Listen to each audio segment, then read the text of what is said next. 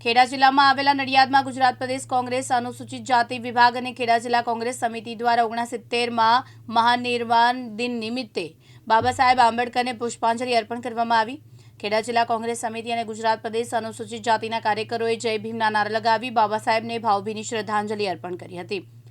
પુષ્પાંજલિ कार्यक्रम कांग्रेस प्रमुख अनुसूचित जातिना प्रमुख તેમજ कार्यकर्ता डॉक्टर बाबा साहेब आंबेडकरना सिद्धांतोने याद करी पुष्पांजलि अर्पण करी हती।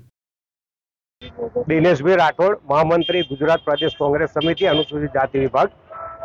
આજે વિશ્વના મહામાનવ અને આ દેશ અને દુનિયાને એક અનોખો બંધારણ આપનાર ડૉક્ટર બાબા સાહેબ ભીમરાવ આંબેડકરના 69માં પરિનિર્વાણ દિવસે આજે અમે ખેડા જિલ્લા કોંગ્રેસ સમિતિ દ્વારા અહીંયા બાબા સાહેબને પુષ્પાંજલિ અર્પણ કરવા ભેગા થયા છે।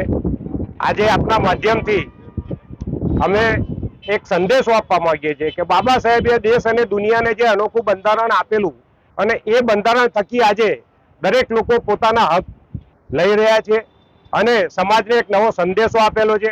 પણ વર્તમાન સરકારને હું આપના માધ્યમથી એક સંદેશો આપવા માંગુ છું કે બંધારણ તોડવાના જે પ્રયત્નો કરી રહ્યા છે અને બંધારણનો દુરુપયોગ કરવાના જે પ્રયત્નો કરી રહ્યા છે એ દૂર કરે।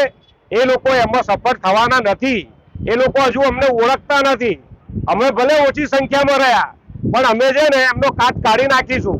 એટલે આપના માધ્યમથી કહેવા માંગીએ છીએ કે હજુ બી તક છે, હજુ બી સુધરી જાય અને બાબા સાહેબ આંબેડકરના જે વિચારો છે, બંધારણ છે એને અમલમાં મૂકે અને સામાન્યમાં સામાન્ય માણસને આ બંધારણનો લાભ મળે તેવી યોજના કરવામાં આવે અને તેવું લોકોમાં એ કરવામાં આવે। જય ભારત, જય ભીમ। હું મહેન્દ્રસિંહ રાણા, ખેડા જિલ્લા કોંગ્રેસ કાર્યકારી પ્રમુખ।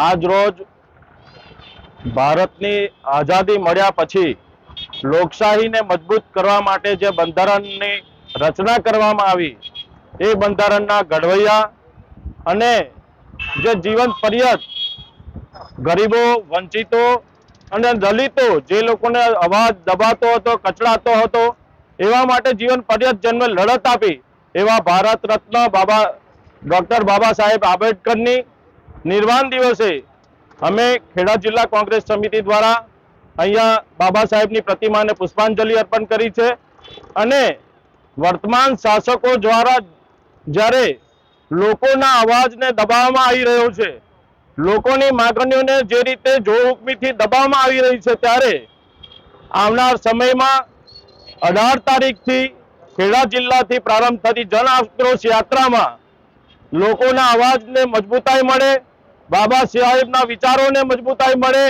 અને લોકો પોતાના અવાજ માટે બહાર આવતા થાય એ માટે ખેડા જિલ્લાથી 18 તારીખના રોજથી જન આક્રોશ યાત્રા નીકળી રહી છે। ત્યારે ખેડા જિલ્લાની તમામ પ્રજાને હું કહેવા માંગુ છું કે તમારા અધિકારોનું જતન થાય, તમારા અવાજને બુલંદ થાય એ માટે આ યાત્રામાં મોટી સંખ્યામાં જોડાઓ અને જે બંધારણનું ઘડતર કરી બાબા સાહેબે આપણને જે વિચારો અને જે પોતાના અવાજ માટે, લોકશાહી માટે લડવાની જે પ્રેરણા આપી છે એ પ્રેરણાને પૂરા અર્થમાં આપણે સમર્પિત થઈએ એવી ખેડા જિલ્લાની જનતાને આહવાન કરું છું। જય હિન્દ, જય ભારત। તૃષાલ પંડ્યા, દિવ્યાંગ ન્યૂઝ, નડિયાદ।